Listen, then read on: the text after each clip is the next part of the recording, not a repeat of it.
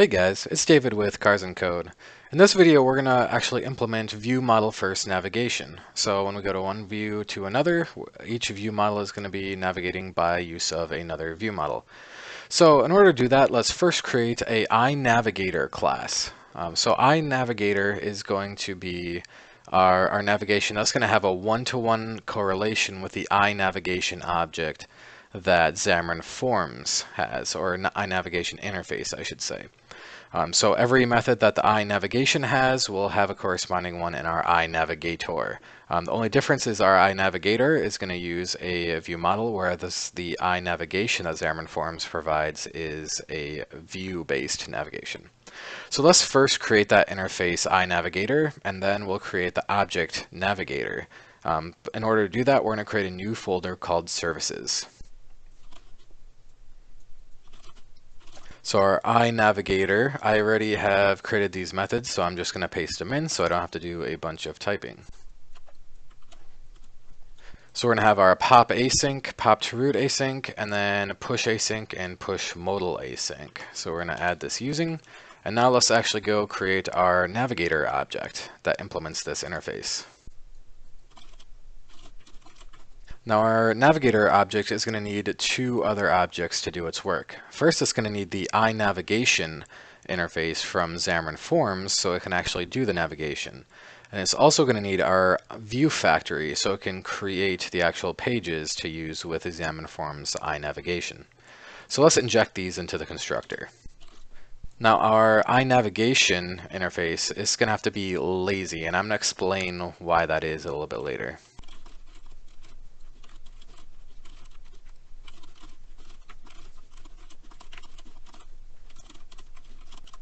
Now let's just create a private property here to return navigation.value so we don't have to be typing in navigation.value every time. Okay, now we just have to implement these methods. So let's go and implement the interface. So in pop async, it's pretty easily just await navigation.pop async. Now we do have to make this an asynchronous method. Pop to root async is going to be very similar.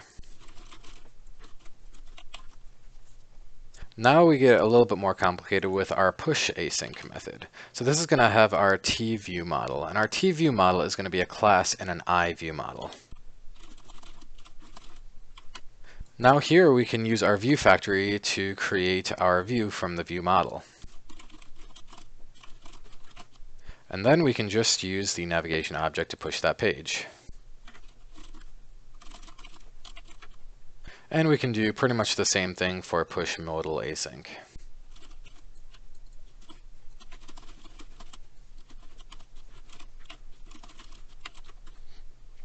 So now we have our navigator object finished. So let's go and actually add it to our bootstrapping. So if we come over to our autofact module, here we can actually add our navigation here.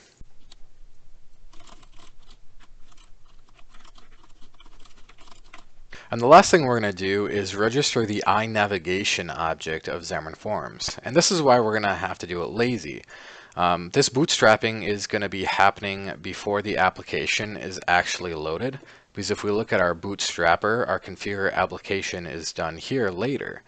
So what we're going to have to do is register it lazily, and this is how autofact is going to let us do it.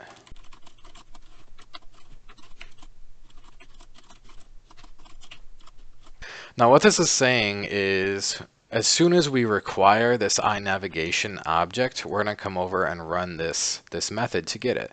And all we're going to have to do is do our app.current, grab the main page and the navigation of that main page, and we'll return that whenever our iNavigation gets injected somewhere, which is going to be in our navigator class. So now that we've done that, we actually have to add a navigation page to our application. So in order to do that, let's come over to our bootstrapper, and here we have our configure application method. And previously, we've just been creating this main page and setting the main page of the application to our main page. But we want to put a navigation page wrapper around that page. So let's do that. And then we can just set the main page of our application to that nav page. So now we have a navigation page wrapping the main page of our application. So the next thing we're going to do is we're going to create a new page to navigate to. So let's create a settings page that we can use later to actually edit some settings of our application. So first, let's go over to our main page.xaml. And in here, we're going to add a new button to go to the settings page.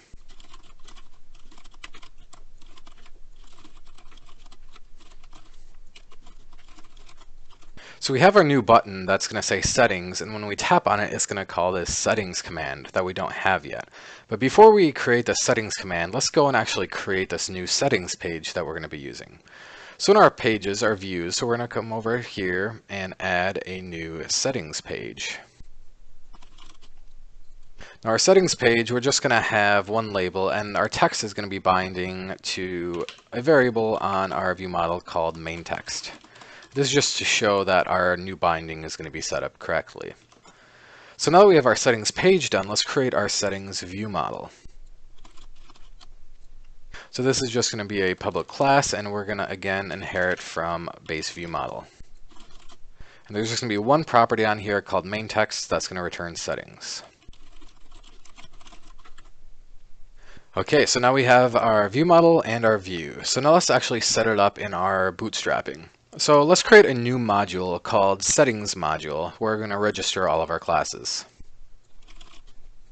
Now this again is going to be an autofac module class.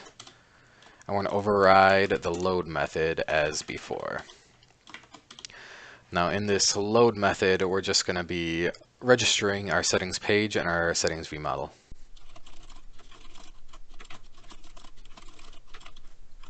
Now we can register these as single instance, so when a person leaves the page and comes back to it, it's still going to get the same page and the same view model, which depending on the page sometimes is what you want and sometimes it is not what you want. In this case, the settings are not going to change behind the user, so it's going to always be the same whenever the user comes back to the page, so we're going to register them as a single instance. Now that we've done that, let's actually call this settings module from our bootstrapper. And then we have to come down here and register the new views with our view factory.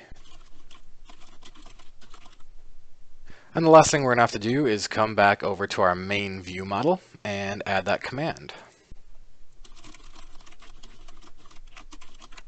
So in this command, we're going to have to use our navigator object to push the new view model. But first, in order to get that, we have to come back to our constructor and inject that navigator object.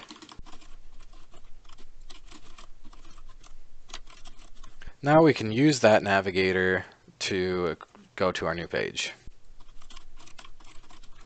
Notice we are navigating to the settings view model for view model first navigation. So let's try running this and see how it works.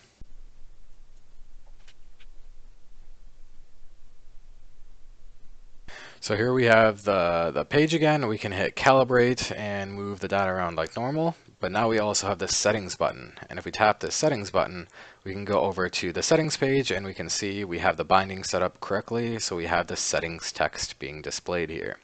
So that's the end of this video. I hope you all enjoyed it. I will see you next time.